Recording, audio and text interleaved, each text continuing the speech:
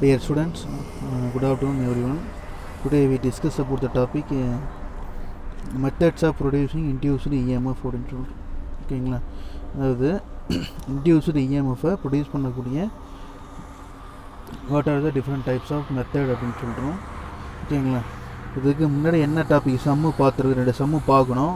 சரியா, இந்த 2 சம்மை வந்து அடுத்த கிளாஸ் நான் நெக்ஸ்ட் கிளாஸில் பார்க்கலாம். ஓகேவா. இந்த கிளாஸ் பாருங்கள், 4.4 பாருங்கள், methods of producing induced EMF அப்படின்னு சொல்கிறோம். த இன்ட்ரொடக்ஷன் இதில் பாருங்கள், the electromotive force is the characteristics of any energy source capable of driving electric charge around a circuit அப்படின்னு சொல்கிறோம். ஓகேவா. What is the meaning that? அதாவது the electromotive force is nothing but one of the force. It is a source. It is a react as a source. The source எதுக்கு use ஆகுது அப்படின்னா, the electrons வந்து or electric charge or electrons are moving in a particular direction. ஓகேவா. So the electrons or electric charges are moving in a particular direction. அதுக்கு நம்ம என்ன பண்ணுறோம் அப்படின்னா, the electromotive force யூஸ் பண்ணுறோம் அப்படின்னு சொல்கிறோம். ஓகேங்களா. இப்போ ஹியர் இந்த ப்ராசஸ் நடக்குது அப்படின்னா என்ன அர்த்தம்? What is the meaning that is here. இப்போ this is the flow of charge is nothing but என்ன சொல்கிறோம்னா கரண்ட் அப்படின்னு சொல்கிறோம். ஓகேங்களா. The flow of charge is nothing but that is the electrons are the electric charges are moving in a particular directions is nothing but என்ன சொல்கிறோம், flow of charges அப்படின்னு சொல்கிறோம். ஓகேங்களா. The flow of charges another one name என்ன சொல்கிறோம்னா electric charges moving in particular direction. So the we have already learn that it is not actually a force, it is not a force அப்படின்னு சொல்கிறோம். It is என்னது, here some amount of work done is finished அப்படின்னு சொல்கிறோம். இப்போ what amount of work done is finished அப்படின்னா, electrons வந்து ஒரு particular டைரக்ஷனில் மூவ் ஆகுதுன்னா ஆட்டோமேட்டிக்காக here some amount of work done is finished அப்படின்னு சொல்கிறோம். இந்த எலக்ட்ரிக் ஃபீல்டு இந்த கேஸ் எல்லாமே எங்கே நடக்கும் அப்படின்னா அரௌண்ட் த எலக்ட்ரிக் ஃபீல்டில் தான் பாசிபிள் அப்படின்னு சொல்கிறோம். So it is the work done in moving unit electric charge around it the circuit அப்படின்னு சொல்கிறோம். It is measured in the ஜூலும் கூலும் பவர் -1 ஆர் வோல்ட் அப்படின்னு சொல்கிறோம். It is measured in joule coulomb power -1 or volt அப்படின்னு சொல்கிறோம்.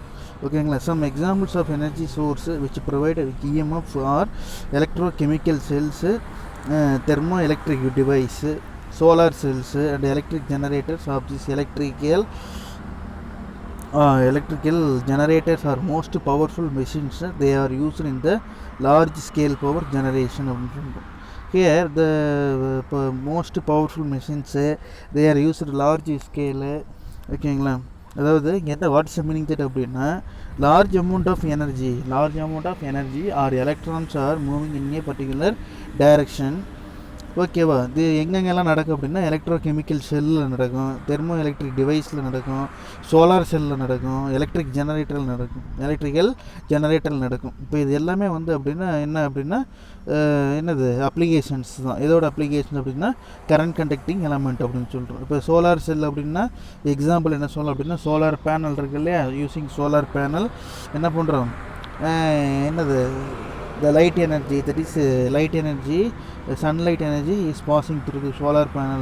அப்போ என்ன ஆகும், the solar cells conducting some amount of current அப்படின்னு சொல்லுவோம். லைக் தட் எலக்ட்ரோகெமிக்கல் செல்லுக்கு என்ன எக்ஸாம்பிள் சொல்லலாம், எலக்ட்ரோகெமிக்கல் செல்லுக்கு செகண்ட் லெசனில் படித்தோம் இல்லையா, டேனியல் செல், லெக்லாண்ட் செல், இதெல்லாம் வந்து என்னது எக்ஸாம்பிள் ஃபார் என்னது எலக்ட்ரோகெமிக்கல் செல் அப்படின்னு சொல்கிறோம். அதுக்கடுத்து எலக்ட்ரிக்கல் ஜெனரேட்டர்ஸ் என்ன எக்ஸாம்பிள் சொல்லலாம், எலக்ட்ரிக்கல் ஜெனரேட்டர்ஸ்க்கு எக்ஸாம்பிள் என்ன சொல்லலாம்னா இந்த ஏசி ஜெனரேட்டர்னு சொல்லுவோம். நமக்கு பின்னாடி ஒரு டாபிக் 5 மார்க் கொஷினில் வருது, அல்லது நீங்கள் லோயர் கிளாஸில் 10th ஸ்டாண்டர்டில் படிச்சிருப்பீங்க.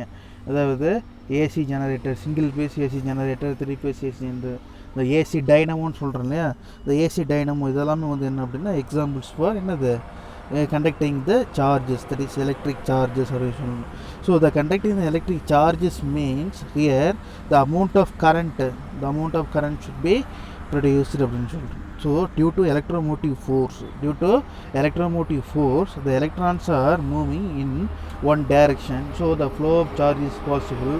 So the flow of charge based பண்ணி here என்னது the conducting the electrons are moving in particular direction, so the current is produced அப்படின்னு சொல்லிடும். So the most powerful machines எல்லாத்துலேயுமே என்னது இந்த electric generator, most powerful machines எல்லாத்துலேயுமே என்னது இது எலக்ட்ரிக்கல் செல்ஸ் ட்ரான்ஸ்ஃபார்ம் ஆகும்னு சொல்லுவோம். They are used for large scale power generation சொல்கிறோம். According to Faraday's law of electromagnetic induction, an EMF induced in the circuit when the magnetic flux linked with the exchanges of the circuit.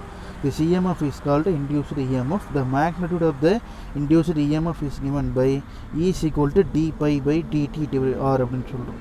or E is equal to d by dt f BA cos theta. The pi b போடுறோம் இல்லையா, magnetic flux வந்து என்ன சொல்கிறோம்னா BA cos theta அப்படின்னு சொல்கிறோம். So from the above equation it is clear that the induced இந்த ஈக்குவேஷனை வச்சு என்ன பண்ணிடலாம், நம்ம டெஃபினேஷன் கொண்டு வரோம். இது டெஃபினேஷன்னா statement. Okay, from the above equation it is clear that the induced EMF can be produced by the changing magnetic flux changing magnetic flux in the following ways. So by changing magnetic field and also by changing the area enclosed, by changing the area A of the coil and changing the relative orientation between the angle theta coil to the magnetic field அப்படின்னு சொல்லிட்டு. என்ன sir நீங்கள் தியரியே அப்படியே சொல்லிட்டீங்க அப்படின்னு சொல்லி நினைக்காதீங்க. ஒரு காயிலில் listen students, this is the நம்ம காயில்னு வச்சுக்கிங்களேன். ஓகேவா? So here magnetic flux form ஆகும். மேக்னெட்டிக் ஃப்ளக்ஸ் இப்படி பாஸ் ஆகுது. இந்த ஏரியாவை சேஞ்ச் பண்ணி, இந்த ஏரியாவை பேஸ் பண்ணி இண்டியூஸ்டு EMF இங்கே என்ன ஆகலாம், வேரி ஆகலாம். அதுக்கடுத்து ஆங்கிள் தீட்டா இருக்கு இல்லையா, இந்த ஆங்கிள் தீட்டா பேஸ் பண்ணி EMF இண்டியூஷன் வேரி ஆகலாம். அதுக்கடுத்து மேக்னெட்டிக் ஃப்ளக்ஸோட வேல்யூ வந்து நம்ம சேஞ்ச் பண்ணாலும் என்ன ஆகும், மேக்னெட்டிக் ஃப்ளக்ஸோட வேல்யூவை சேஞ்ச் பண்ணோம்னா என்ன ஆகும், ஆட்டோமேட்டிக்காக ஹியர் என்னது change in magnetic flux, EMF value is also change அப்படின்னு சொல்லிட்டோம். ஓகேங்களா? அது 3 ஃபார்முலா தான். ஆக்சுவலாக இந்த formula E is equal to d by dt of BA cos theta அப்படின்றத வச்சுட்டு என்ன பண்ணுறோம், இந்த from the above equation it is clear that the induced EMF can be produced by changing the magnetic flux in any of the following ways அப்படின்னு சொல்லிட்டோம். ஓகேவா? by changing the magnetic field B, by changing the area A of the coil and by changing the relative orientation அப்படின்னு சொல்லிட்டோம். ஓகேவா? அதுக்கு அடுத்தது production of induced EMF by changing magnetic field அப்படின்னு 4.2 it is from Faraday's experiment. இது எல்லாமே theory தாங்கண்ணே, ஈஸியானது தான். நீங்கள் ஜஸ்ட் ஒரு அண்டர்ஸ்டாண்ட் பண்ணிக்கிட்டீங்க அப்படின்னா, ஏற்கனவே நான் நடத்தினதை ஓரளவு கிளியராக பார்த்துருந்தீங்க அப்படின்னா இது உங்களுக்கு ஈஸியாக புரியும். ஒன்றும் புரியாத டாப்பிக்லாம் கிடையாது. From Faraday's experiments the electromagnetic induction was discovered by the scientists discovered that an EMF is induced in the circuit by changing the magnetic flux அப்படின்னு சொல்கிறோம். இப்போ ஒரு சர்க்கியூட்டில் மேக்னெட்டிக் ஃப்ளக்ஸ் வேல்யூ சேஞ்ச் ஆச்சுன்னா ஆட்டோமேட்டிக் என்ன ஆகும், EMF வேல்யூ இன்டியூஸ் ஆகுது அப்படின்றோம். ஓகேங்களா? So the change in magnetic flux is brought about the relative motion between the circuit and the magnet. அதுக்கு அடுத்தது the variation in current அப்படின்னு சொல்லுவோம். current அப்படின்னு சொல்லுவோம். that is flowing through the nearby coil. that is second experiment அப்படின்னு சொல்லுவோம். இப்போ இங்கே ஃபஸ்ட் எக்ஸ்பெரிமெண்ட்டு செகண்ட் எக்ஸ்பெரிமெண்ட் அப்படிங்கிறது வந்து அப்படின்னா என்னது, இந்த மியூச்சுவல் இண்டக்டன்ஸில் ஃபஸ்ட் எக்ஸ்பெரிமெண்ட் செகண்ட் எக்ஸ்பெரிமெண்ட் பார்த்தோம் இல்லையா, அதுதான் இங்கே சொல்கிறாங்க ஃபஸ்ட் எக்ஸ்பெரிமெண்ட்டு செகண்ட் எக்ஸ்பெரிமெண்ட் அப்படின்னு சொல்லிட்டு. ஓகேங்களா? அதுக்கு அடுத்தது production of induced EMF by changing area of the coil அப்படின்னு சொல்லிட்டு. This is a very simple concept. Consider a conducting rod of length L moving with velocity v towards left on rectangular fixed metallic framework as shown in figure 4.23 அப்படின்னு சொல்லிட்டு. ஓகேங்களா? இது நான் சிம்பிளாக சொல்லிடுறேன், அப்புறமா கான்செப்டுக்குள்ளே போகலாம். இது மாதிரி என்ன பண்ணுறோம் அப்படின்னா, ஒரு மெட்டாலிக் ஃப்ரேமை கன்சிடர் பண்ணுறோம். இதை வந்து என்ன பண்ணுறோம்னா ஒரு மூவபிள் அப்படின்னு சொல்கிறோம். அதாவது மூவிங் ராடுன்னு கூட சொல்லலாம். இது இந்த ராடு இருக்குல்ல, இது வந்து மூவிங் ராட். இப்போ இதுக்கு பர்பெண்டிகுலராக மேக்னெட்டிக் ஃபீல்டு ரியாக்ட் ஆகிறப்ப இங்கே வந்து என்ன ஆகும்னா EMF இன்டியூஸ் ஆகும். ஓகேவா? இப்போ வந்து பார்த்தீங்கன்னா இது ஸ்லைடிங் கண்டக்டர், இது வந்து என்ன சொல்கிறோம், ஸ்லைடிங் கண்டக்டர் அப்படின்னு சொல்கிறோம். இதுதான் வந்து என்னது ஸ்லைடிங் கண்டக்டர். இதை வந்து இந்த டைரெக்ஷன்லையோ அல்லது இந்த டைரெக்ஷன் என்ன பண்ணணும்னா 2 and 4 அட்ஜஸ்ட் பண்ணணும். இப்போ 2 and 4 அட்ஜஸ்ட் பண்ணுறப்ப என்ன ஆகும், மேக்னெட்டிக் ஃப்ளக்ஸ் வேல்யூ வந்து என்ன ஆகும், சேஞ்ச் ஆகும். அப்போ அந்த மேக்னெட்டிக் ஃப்ளக்ஸ் வேல்யூ சேஞ்ச் ஆகிறப்ப இஎம்எஃப் வேல்யூ வந்து என்ன ஆகும், இங்கே இன்டியூஸ் ஆகும். அவ்வளோதான் கான்செப்ட். இந்த கான்செப்டை பேஸ் பண்ணி என்ன சார் என்னமோ ஒரு சதுரம் ஒன்று போட்டிங்க, கோடு கூட போட்டிங்க, ஸ்லைடிங் கண்டக்டர்னு சொல்லி சொன்னீங்க. நல்லா தெளிவாக கவனிங்க. This is one of the rectangular frame அப்படின்னு சொல்லி. இந்த ரெக்டாங்குலர் ஃப்ரேமில் வந்து 3 பேஸ் வந்து என்ன இருக்கும் அப்படின்னா க்ளோஸ் பண்ணியிருக்கோம். 1 பேஸ் வந்து ஃப்ரீயாக இருக்கும், அதாவது ஓப்பனில் இருக்கும். இப்போ நம்ம என்ன பண்ணுறோம்னா ஒரு ஸ்லைடிங் கண்டக்டர் என்ன பண்ணி இமேஜின் பண்ணுறோம். ஸ்லைடிங் கண்டக்டரை இமேஜின் பண்ணுறோம். ஓகேங்களா. இப்போ மேக்னெட்டிக் ஃபீல்டு வந்து என்னது பர்பண்டிகுலராக வந்து இங்கே வந்து விழுதுன்னு வச்சுக்கோங்க. Magnetic flux R magnetic field lines R passing through the conductor அப்படின்னு சொல்லி. இந்த ஸ்லைடிங் கண்டக்டரை வந்து ஃபார்வேர்டு அல்லது பேக்வேர்டு எப்படி வேணாலும் என்ன பண்ணலாம், மூவ் பண்ணலாம். டூ அண்ட் ஃப்ரோ என்ன பண்ணலாம், அட்ஜஸ்ட் பண்ணலாம். இப்போ இந்த to and fro the sliding conductor is adjusted. இப்போ அட்ஜஸ்ட் பண்ணுறப்ப என்ன ஆகும், டியூ டு த மேக்னெட்டிக் ஃப்ளக்ஸ்னால என்ன ஆகும், இன்டியூஸ்டு இஎம்எஃப் வந்து என்ன ஆகும், இந்த காயில் ப்ரொடியூஸ் ஆகும். ஓகேவா. இந்த ஸ்லைடிங் கண்டக்டர் ஒன்றா ஃபார்வேர்டில் அல்லது பேக்வேர்டில் வரும் அப்படின்னு சொல்லி நல்லா புரிஞ்சிக்கணும்.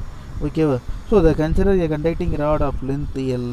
Consider a conducting rod of length L moving with velocity v towards the left on the rectangular fixed metallic framework as shown in figure அப்படின்னு சொல்லிட்டு.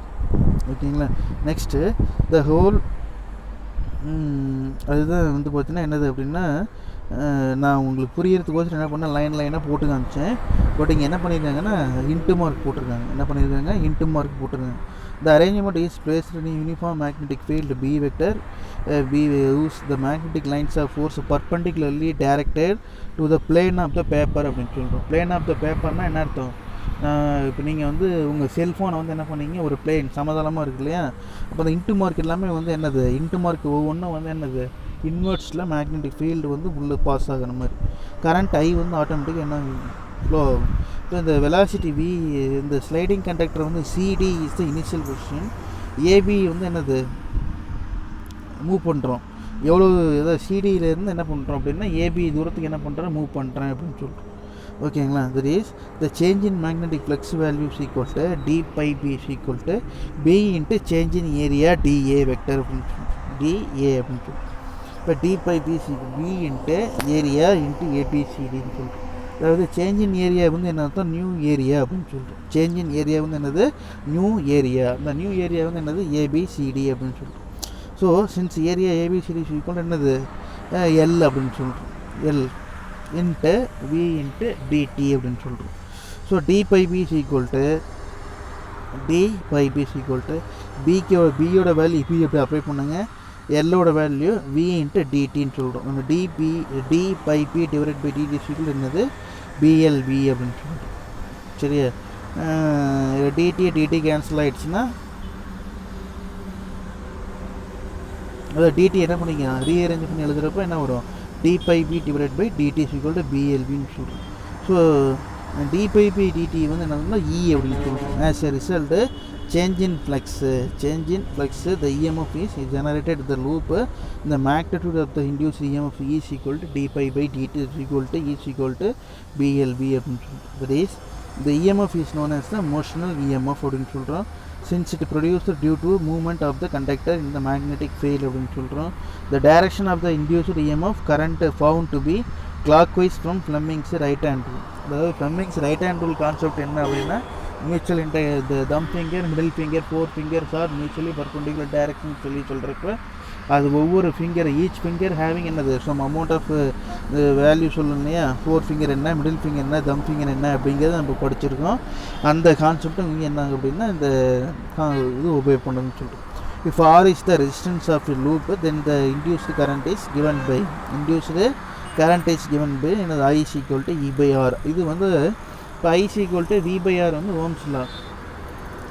அண்ட் ஈக்கு பதில் என்ன பண்ணுறோம், பிஎல்வின்னு அப்ளை பண்ணுறோம். So I is equal to என்னது, BLV divide by R அப்படின்னு சொல்லிட்டு. ஓகேங்களா. இந்த இடத்துல இந்த ஈக்குவேஷன் தான் கொஞ்சம் வேகமாக போயிட்டேன்னு நினைக்கிறேன் இன்றைக்கி. ஆக்சுவலாக ஒன்றும் கிடையாது. இந்த டயக்ராம் வந்து பார்த்தீங்கன்னா சிடி அப்படிங்கிறது வந்து என்னது, இனிஷியல் பொசிஷன்.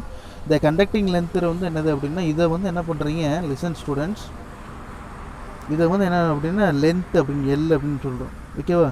இதை வந்து பிரெத்துன்னு எடுத்துக்கிறீங்க. இது வந்து என்ன சொல்கிறோம், பிரெத்து. இப்போ எவ்வளோ சேஞ்ச் இன் ஏரியா அப்படின்னா லென்த் இன்ட்டு பிரெத்து அப்படின்ட்டு. ஓகேவா. அப்போ லென்த்தோட வேல்யூ என்ன வரும், எல். பிரெத்தோட வேல்யூ என்ன வரும், வி இன்ட்டு டிடின்னு போடணும். ஓகேவா? அப்போ அதனால தான் எல் இன்ட்டு வி இன்ட்டு டிடின்னு போடுறேன். எங்கே எல் இன்ட்டு வி டிடி போடுற காரணமே அதுதான். Since area ABCD equal to என்னது எல் இன்ட்டு விடிடி அப்படின்னு சொல்லி. இப்போ d by B is equal to BLV into dt and d by B divide by dt equal to என்னது பிஎல்வி அப்படின்னு சொல்லி. As a result of change in flux, the EMF is generated. The magnitude of the induced EMF is equal to d pi b divided by dt அப்படின்னு சொல்லி. ஓகேங்களா? சரி, இன்னைக்கு வந்து homework ஒன்று உங்களுக்கு என்ன அப்படின்னா, production of induced EMF changing area of the coil இருக்கு இல்லையா, அந்த ஒரு 3 மார்க் கொஷின். அதுக்கு அடுத்தது methods of producing induced EMF இருக்குல்ல, இந்த டெஃபனிஷன் இன்ட்ரடக்ஷன்லாம் வேண்டாம், டைரெக்டாக என்ன பண்ணுங்கள், 4.17 ஈக்குவேஷன் எழுதுங்க. 4.17 ஈக்குவேஷன் அதுக்கு மேலே கூடிய ஸ்டெப் எழுதுங்க. அந்த 3 பாயிண்ட்ஸ் இருக்கு இல்லையா, அந்த 3 பாயிண்ட்ஸ் எழுதிடுங்க. இந்த 3 பாயிண்ட்ஸும் ஈக்குவேஷன் 4.17 அதை வந்து ஃபேர் நோட்டில் எழுதுறீங்க. அதுக்கடுத்து production of induced EMF by changing area of the coil இருக்கு இல்லையா, அதை வந்து என்ன பண்ணுங்கள், உங்கள் ஃபேர் நோட்டில் எழுதுங்க. இது ரெண்டையும் ஃபேர் நோட்டில் எழுதிட்டு படிச்சுட்டு பார்க்காம உங்கள் டெஸ்ட் நோட்டில் எழுதுங்க. ஓகேவா? இந்த எனர்ஜி கன்சர்வேஷன் இருக்கு இல்லையா, எனர்ஜி கன்சர்வேஷன் அப்படிங்கிறத அடுத்த கிளாஸில் பார்க்கலாம். Okay, see you students.